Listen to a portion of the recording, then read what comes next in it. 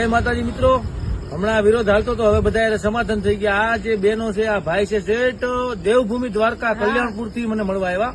અને એનાથી એક મોટી વાત કરું તો આ બેન છે ને, એને ખાલી એવું કીધું હતું કે દેવ આહિર મારા વિડીયોમાં કોમેન્ટ કરે ને તો 100 કૂતરા અને ગાયોને હું બિસ્કીટ અને નીર પ્રો ખવડાવીશ. બેન કીધું હતું ને તમે? હા ભાઈ, કર્યું હતું ને. તો તમારી કેવી ઈચ્છા હતી કે દેવભાઈ મળવું? કેટલા મહિનાથી આ વાત? એટલે ભાઈ આજે 5-6 મહિના એમ થતું હતું કે દેવભાઈ ને મળવું જ છે.